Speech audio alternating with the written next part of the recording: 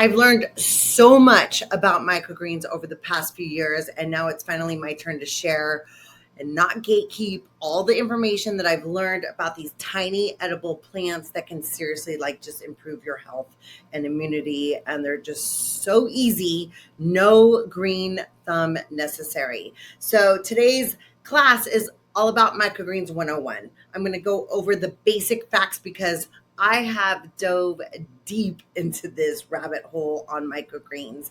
And today I just want to give you like a broad surface level microgreen lesson. Let me just start off with my experience. And that was about 3 years ago. I love to frequent farmers markets, and I saw these little baby plants growing at a produce stand. And I just kind of looked at them and I'm like, you know what? I'm going to try it myself. And I literally went home, got on Amazon and ordered some seeds. I went to the dollar store and got one of those like turkey baster tins and some potting mix. And I said, I'm just going to grow my own microgreens. I had no idea what I was getting myself into. I had no idea about like the nutrient density of these plants. I just thought it would be fun because I absolutely love the kitchen and I want to incorporate more organic, real food. So I came home, planted those seeds within a couple of days, and I realized that they are just so easy to grow.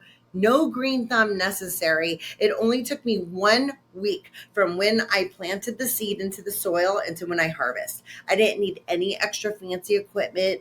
I didn't need to go buy all of these products. It was a dollar store and some microgreen seeds on Amazon. And of course, now like we've upgraded our system here, as you can see behind us, and there's just so many different varieties. I always tell people it's just like wine. There is so many different kinds and they have different benefits, but really when it comes down to it, the definition of a microgreen is that very first true leaf that sprouts, that pops up. And when you eat it at that stage, you are getting the most nutrients. So for instance, broccoli microgreens, it's just the baby leaf of broccoli. You're not waiting until it grows into the adult plant. You're eating it at that very first true leaf stage, and you're getting up to 40 times the amount of vitamins, minerals, and antioxidants. So it's just a way to incorporate into your diet to get something that's like nutrient dense without having to eat like 8 servings of veggies a day, which is pretty much unrealistic. Back in the days, they used to use it more in the culinary world. It was for like fancy plating and aesthetics and high-end restaurants. You would see those fancy greens on your plate. Now it is more health and wellness.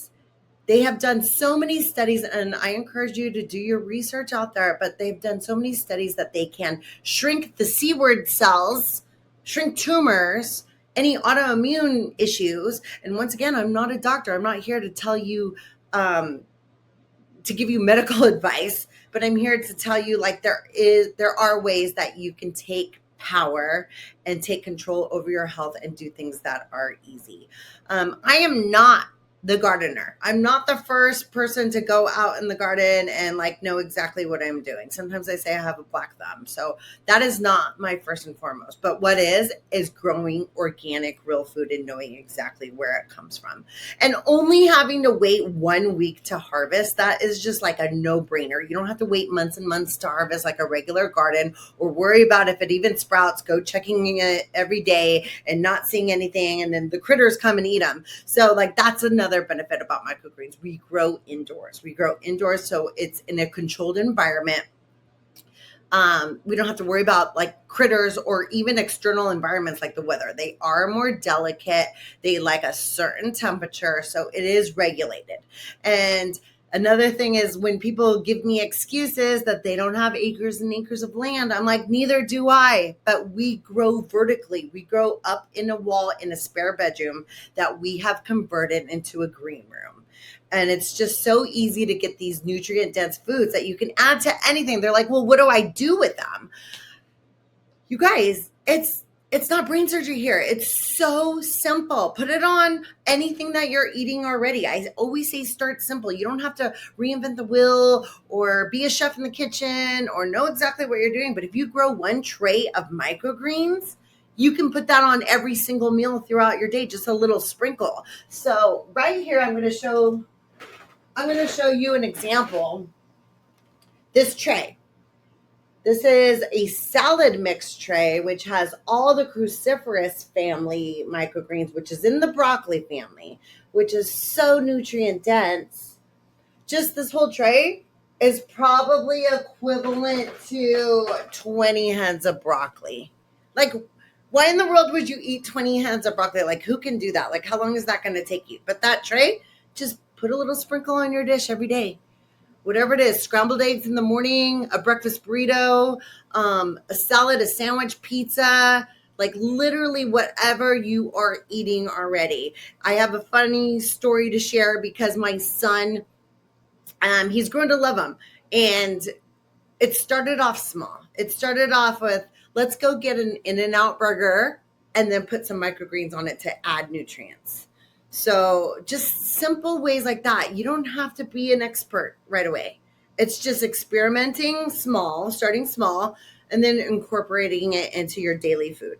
And going back to the different varieties of microgreens, I mean, there's a list of over probably 50 different types. They are typically vegetables. There are fruits and there are herbs as well. But the vegetables, let's just start with the basic. The most popular and the best selling is probably broccoli. Broccoli is the most nutrient dense. It's the most universal. It goes with almost every meal. It doesn't have a strong, potent flavor, so you can add it to anything. And it does taste like broccoli, but it's very mild. It's very basic. It's very easy.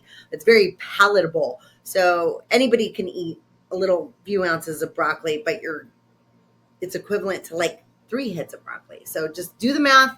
Super simple. My favorite is sunflower. Sunflower is the very first sprout of a sunflower seed. And it tastes just like a sunflower seed. It's kind of nutty and crunchy. They're a little bit more dense, so they're a little thicker. So I like to put those on sandwiches instead of lettuce. It's just it's an easy way to supplement your minerals. Mineral dense, like all the essential minerals that we need on the daily, like we're not getting in today's food. Today's food is very questionable. But when you grow it yourself, you know exactly where it came from. It didn't sit on a truck for hours from across the country. It wasn't sprayed with chemicals. We grow everything organically. And that's another thing I'll go deeper into. Let me know if you have any questions, and I can definitely make a video on any of those questions. But what soil we use, what seeds we use, what trays we use, what kind of water we use. Like it really goes down deep, and like we get very intricate. And now we grow on the weekly. And when I plant, I know by next week, I'm going to have a whole tray of greens. So you guys, and kid friendly, like how easy is that especially for the little ones, when they plant it themselves, they're more tuned to eating them, themselves. So when they see it and it grows right in front of their eyes, if you had a time lapse, like it would be so fun to watch these greens grow, because within 24 hours, you're literally seeing like a huge difference. And like I said, they are grown indoors. So they do like a regulated temperature. They don't like extreme weather, wind, sun, rain, cold. So that is just something that you can grow year round. If your temperature in your house is like a normal 72 degrees, you're going to be able to grow microgreens. And like you could even grow it on your kitchen counter. Because when people say like they don't have space, I'm like, there is somewhere in your house that you do have like a little space. You can grow it right on your kitchen counter. We grow it in a spare bedroom. You can grow it on like an enclosed balcony. There's just so many benefits. Like it's so fast and easy. Like why wait months and months to harvest? They do help your gut. So they are something that you can incorporate into your diet, and you have to go slow. I always tell people, like, if you're starting something new, if you're not used to eating clean and raw ingredients, go slow, because it can be known as a detoxer, which will clean you out, which is not a bad thing. It's just getting your body used to it. So it depends, how they people always ask, like, how much should I eat a day? I'm like, well, everybody's different. And that's one thing I'm going to say universally, is that it's never one size fits all. Everybody's system is different. And as long as you start off small, then you can gradually increase your dose every day. You can put them in smoothies. Even for the kids that say they don't like their veggies, throw them in a smoothie. They'll never even know they're there. And it's perfect for all ages. Like, we teach workshops on how to do this, like hands-on. There's kids from toddler all the way up to adults that are fascinated by this concept. So it's something that you can get the whole family involved in. And it's just so much fun. We're having such a great time just experimenting with all the different varieties, all the different flavors. There are ones that have more of a potent flavor that are stronger. Like radish, for example, has a kick just like the adult size radish, but you're eating it at the microgreens stage, and it's so yummy, like on tacos, on burritos. We even have a wasabi one that we sprinkle on top of sushi. So, I mean, the varieties are endless. The flavor profiles are endless. And it's something that you can do quick and easy, quick harvest.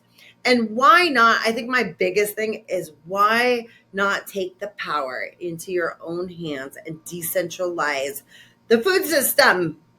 Like, we complain about, oh my gosh, maybe there's a shortage of food, or they're spraying their crops with this chemical and that thing. And maybe we can't get, potatoes because they're grown across the country and it takes a shipment to get here and the shelves are bare. Well, guess what, you guys? You can do it in your own house. It's something that you can do quick and easy. And I think we are moving into a more hyper local production. So that means depending on your neighbor for things, instead of the food system, instead of the government, instead of the grocery store. So cutting out all the middlemen and then getting to know your neighbor, because maybe they grow tomatoes and maybe you grow microgreens, and then you could do a switch. Like, how cool is that? It's like supporting that small farmer, because they are your doctor. They're the ones who actually care about your health. Doctors are more of a business, and I'm not here, once again, to say anything bad or wrong about doctors, because I'm so grateful and thankful for their expertise. But when it comes to nutrition, when it comes to healing your body with food, your farmer probably has your best interest in mind. So thank you. Please add in the comments of any questions that you may have about microgreens. This is not my first video on microgreens. I love to incorporate into my diet, into all the dishes, into just about everything. And I can nerd out on this subject all day. So there will be a series on microgreens. Also, don't forget your free kitchen starter guide down below, and you will be able to just get started on what the necessary things are for your kitchen, for recipes, for ingredients, for your pantry. So thanks again for tuning in, and we will see you soon.